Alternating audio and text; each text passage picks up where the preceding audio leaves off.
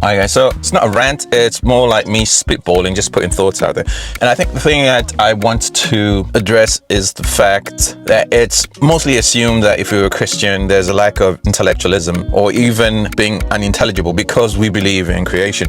It's assumed that Christianity is for the uneducated, while atheism is for the rational and the enlightened. And I want to put this to bed today. I want to have maybe look at some of the church fathers or people who have claimed Christianity who have proven themselves to be extremely intelligent intellectuals. I mean, I've seen this mostly on a lot of Christian content where comments that would come in the comment section of that particular video would be things like, oh, so you believe in fairies, trying to undermine the intelligence of the content creator or the Christian in this instance. And what amazes me is the fact that if God is creator of everything, then there's nothing that's beyond our systems or beyond this world that God can't do. Would it amaze you that God, the creator of all this, of me and you, can raise someone from the dead, or have someone like Jonah, for instance, be transported in the belly of a fish for 3 days? Why would that be so amazing if the creator of all this is responsible for that book? So that thought itself is an intelligence to assume just because it's something that you don't understand, then automatically it's at the same par as imaginary stuff or imaginary stories or imaginary whatever. It's recently been documented of aircrafts that have come out of the ocean, moving at astronomical speeds and making 90-degree turns while in flight, things which physics itself cannot explain. These crafts defying physics as we know it. So there's things out there that we still can't explain, things that are beyond our articulation, our understanding, our education, and yet they are documented, they are filmed, they are discussed in the Senate or these people with influence discuss and very much aware of. So for you to assume just because a man believes in creation that they are automatically unintelligent is very shallow thinking. But some of the greatest minds in philosophy and science and mathematics and arts were believers, were Christians. They believed in creation and they saw their faith as the foundation of their brilliance.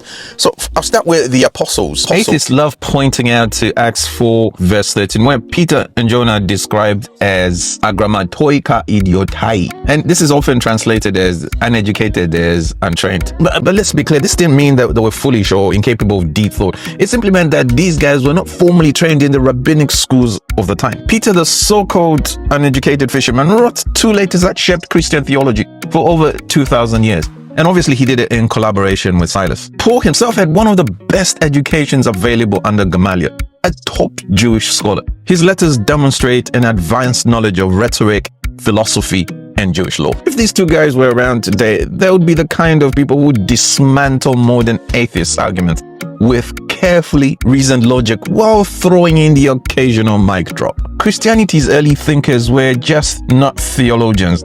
They were philosophers, historians, and cultural critics who helped shape Western civilization. Origen was writing complex theological treatises by age 18, long before most of us had figured out how to manage a bank account. His intellectual depth influenced Christian thoughts for centuries. Augustine of Hippo wrote Confessions and the City of God, which laid the foundation for much of Western philosophy. He engaged in intense debate with skeptics of his time. Tertullian was a trained lawyer and he coined the phrase Trinity and shaped the language we still use to discuss Christian doctrine today. Clement of Alexandria argued that faith and reason were not enemies but allies.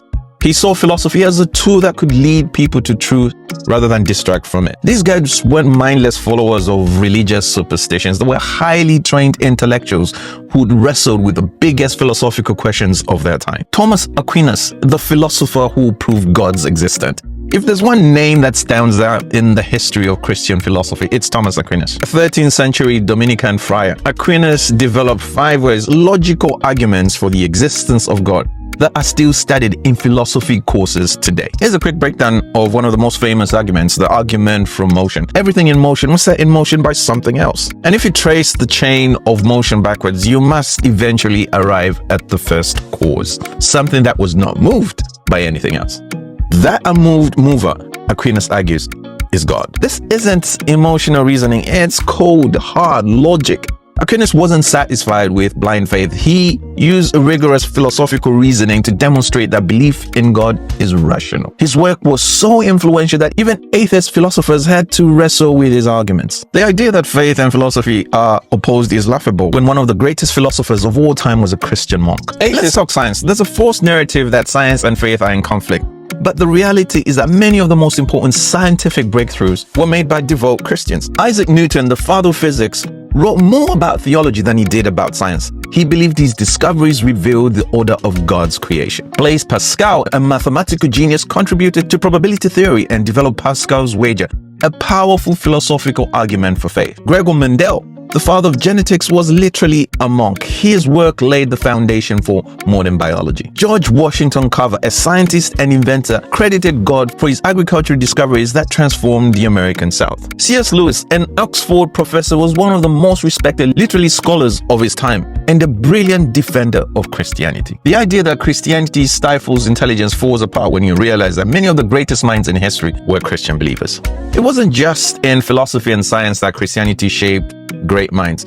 Some of the most brilliant artists and musicians were deeply devout Christians. Take Johann Sebastian Bach, arguably the greatest composer in history. Bach's music was profoundly shaped by his faith. He saw music as a way to glorify God. Writing "To God alone be the glory," Soli Deo Gloria, at the end of his compositions. His Mass in B minor and St. Matthew's Passion weren't just musical masterpieces. They were acts of worship set to sound. He revolutionized Western music theory, proving that deep faith and deep intellect can work in harmony. Literally. If Christianity were a religion of ignorance, why would one of the greatest minds in music dedicate his genius to God? Atheists claim that belief in a creator is irrational. But let's take a moment to examine the alternative. The universe came from nothing. The mainstream atheist position is the universe popped into existence without cause. But logically, nothing produces nothing. Christianity offers a rational alternative, an intelligent creator outside of time and space. The probability of a single functioning protein forming by chance is so low that it's effectively impossible. Yet atheists believe not only that life arose randomly, but that intelligence, morality, and consciousness somehow emerged from mindless processes. That's like saying if you shake a box of Lego bricks long enough, they will assemble into a working spaceship. Without a creator, morality is just human opinion. If we're all just random accidents of nature, why would concepts like justice and love and truth even matter? Atheists borrow morality from Christianity while rejecting its foundation.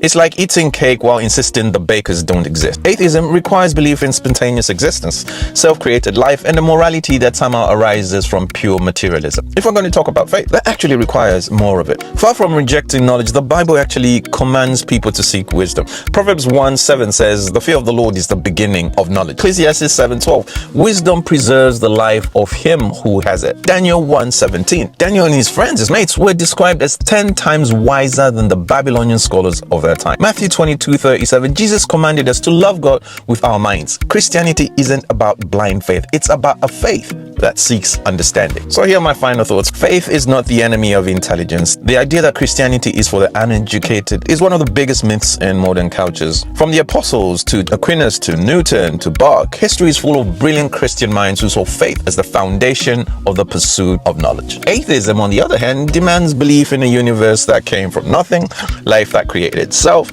and moral structures that exist with any objective foundation. If we're talking about rational belief systems, Christianity actually makes a lot more sense. So next time someone says Christians aren't intelligent, remind them of Newton, Pascal, Mendel, Aquinas, and Bach. Then ask them how something can come from nothing. Because at the end of the day, believing in an intelligent creator is a lot more rational than believing in a cosmic accident. So guys, what do you think? Drop your thoughts in the comments and let's talk about it. Anyway, thanks for listening. God bless you, and I'll see you in the next one. Bye.